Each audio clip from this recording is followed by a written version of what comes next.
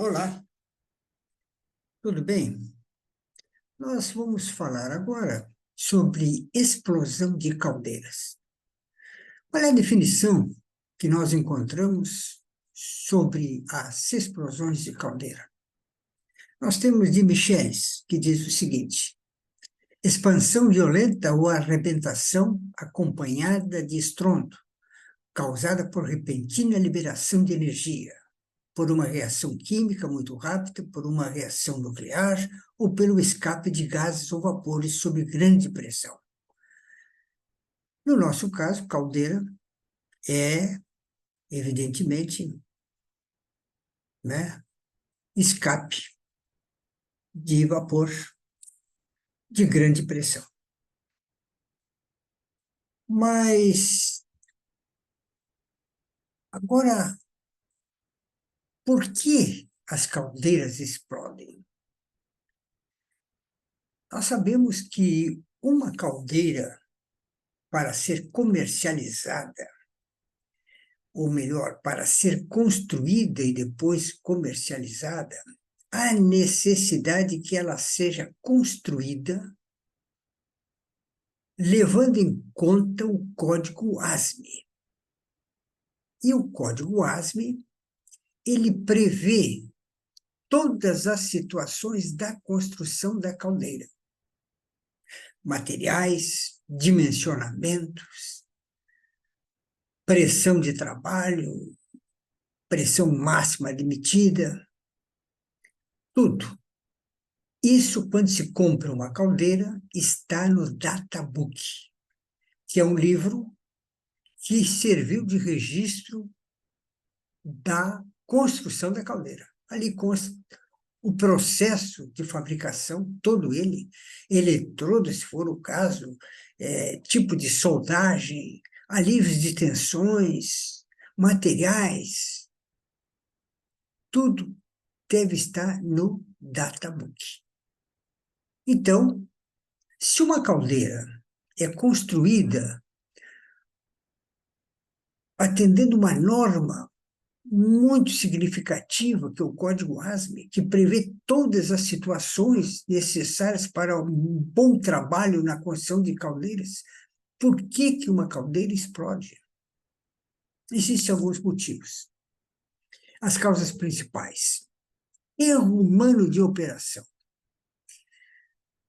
E aí é que vem o grande problema. É que basta alguém apresentar um certificado de um curso que é feito para operadores de caldeiras, e ele já pode se habilitar a conduzir uma caldeira, operar uma caldeira. Mas tem muita coisa que tem que se saber. Às vezes o curso, embora muito bem ministrado por um engenheiro, etc., não tem um aproveitamento excelente pelo aluno. Então, o dono da caldeira, a empresa que vai empregar esse cidadão como operador de caldeira, deverá primeiro questionar se ele realmente está habilitado.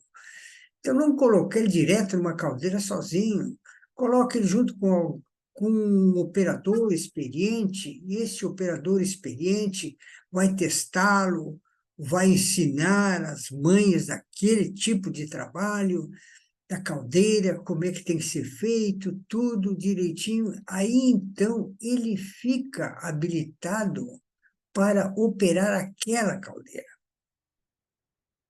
Tá? Então, o erro humano é muito comum. Eu tenho exemplos muito grandes sobre erro humano na operação de caldeira. Vamos ver um exemplo. Eu trabalhei numa empresa que tinha duas caldeiras. Uma era uma Mernac de 2 toneladas de vapor por hora a óleo, que estava separada a caldeira, e tinha uma outra, uma Veco, a lenha, para 4 toneladas. Então, essa já foi adquirida o dobro da primeira, porque havia uma demanda maior de vapor e que a primeira não atendia.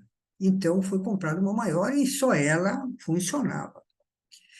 Então, na segunda-feira, essa caldeira trabalhava de segunda a sábado à noite, então ela ficava o domingo parada. E o operador chegou 4 horas da manhã para ligar a caldeira, e ele simplesmente olhou e o nível estava lá em cima. Né? Por quê? Por um desnível da caixa d'água com a caldeira, inundou a caldeira. A caldeira estava cheia de água. Então, o que que ele fez? Botar no nível. Abriu a purga da caldeira e foi fazer o chimarrão, né? E tocou fogo na caldeira. Bom, daqui um pouco ele simplesmente viu que começou a estalar a caldeira. Ele foi ver, a caldeira estava vazia, totalmente vazia, e um monte de fogo dentro da caldeira. Então, um pequeno descuido, ele simplesmente, a empresa perdeu a caldeira. A caldeira ficou queimada, descarbonetou os tubos, espelho, tudo. Ficou inútil a caldeira. Queimou totalmente a caldeira.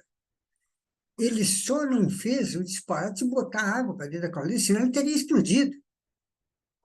Mas não, ele simplesmente deixou amansar e não botou água nem nada, tentou apagar o fogo, o extintor e tal, e depois, quando eu cheguei lá pelas 7h30, aí eu fui na casa de caldeira, o cara estava apavorado.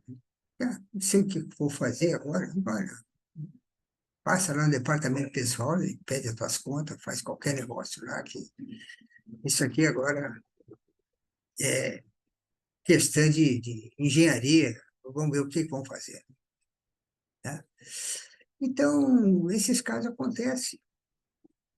Então, muitos acontecem. O que é erro? Erro na operação. Simplesmente. Eu teria mais meia dúzia de casos que, oportunamente, eu posso contar para vocês também. Tá? Depois vem a manutenção incorreta. O que é uma manutenção incorreta? Primeiro, se tem que fazer uma solda na caldeira, se tem que trocar um tubo na caldeira, esse tubo tem que ser o tubo que consta no prontuário ou no databook que foi usado na construção da caldeira. Aí alguém pega lá um mecânico, pede um tubo digamos, de 1,5 polegadas, o comprador também não sabe nada, chega lá, compra um DIN 2440, que é um tubo que não tem especificação para caldeira, e bota ali. Aquele tubo não vai aguentar. Não, não é feito para aquilo, não vai aguentar o calor. Né? Então, são erros primários. Por exemplo, usar um eletrodo que não é para caldeira, usar um material que não é para caldeira, e pode acontecer que venha a dar um vazamento significativo, inundar a fornalha com água e dar uma explosão de fundo de fornalha, no caso, pegando o operador. Tá? Então, materiais incorretos usados na manutenção da caldeira também. Procedimentos incorretos, e aquela história que sempre digo, né? Quem entende de caldeira é o engenheiro inspetor, né? O resto, os mecânicos, não sabem nada de caldeira. O operador sabe operar a caldeira, mas não sabe se o que pode fazer ou não. Então, num caso desse processo, né, procedimentos incorretos, o gerente do frigorífico chama o encarregado da manutenção e diz assim: vem cá, tia, eu preciso mais vapor. Eu preciso mais vapor. Não, se o produto lá está tá gemendo, não consegue produzir nada. cara, não, tá, tudo bem. Eles tinham uma caldeira a óleo para 4 toneladas. E para 4 toneladas, tinha um determinado bico. Não me lembro agora se era um ou dois, mas era um bico que injetava óleo dentro da fornalha, exatamente para quê? Para produção máxima da caldeira de 4 toneladas. O cara pegou, encomendou um bico maior, em vez de queimar 200 litros de óleo BPF por hora, ele passou a queimar 400 litros de óleo BPF por hora. O que que aconteceu? Superaquecimento na caldeira, né? Aí enrugou toda a parte do tubulão de queima ali, concentrou calor demais, o calor não teve suficiente meios de transmitir para a água, resfriando o material, então o material começou a ficar muito, muito, muito quente e não dava vencimento, levou a ficar praticamente vermelho. E aí, onde vermelhou, criou uma dilatação esferoidal, né? Quando o operador viu que era dilatação esferoidal, desligou a caldeira. Aí a fornalha estava com uma baita de uma bola lá, dilatada, que teve que trocar toda a parte da bucha de fogo, né, no caso. Então, erro. Erro de quê? De processo. Uma pessoa não qualificada não perguntou para o engenheiro se podia fazer isso aí ou não, simplesmente achou que queimando mais ele conseguia mais vapor. Não. Acontece o seguinte, ó, que tem que se saber que a cada metro quadrado de área exposta à chama, produz 25 quilos de vapor. Então, se eu quero produzir 2,5 toneladas de vapor por hora, né, eu tenho que ter o quê? 10 metros quadrados de área de superfície de troca. E não adianta botar mais calor que não vai adiantar. Ela vai produzir sempre aquilo ali. O resto vai aquecer a chapa. Porque não há maneira de transmitir o calor.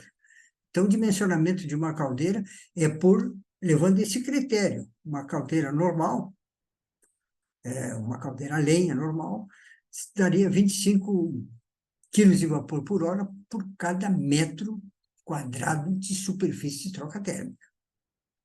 É claro que tem, por exemplo, uma antiga MP da ATA, essa produzia mais do que isso aí, chegava a ser quase 40, né? Mas ela tinha chama reversa, um monte de coisa mais que era mais sofisticada a caldeira, tá? Mas demais é isso aí.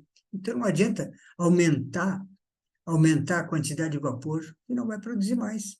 Vai só aquecer os gases saindo da chaminé. Apenas isso, nada mais. Então, procedimento incorreto, processo, definição de consumo, etc. Então, é aquela história. O cara quer produzir mais, marcha forçada.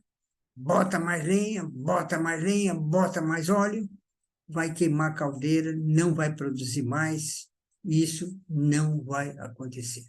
Ok? Ficamos por aqui, vamos encerrar. Obrigado por ter assistido.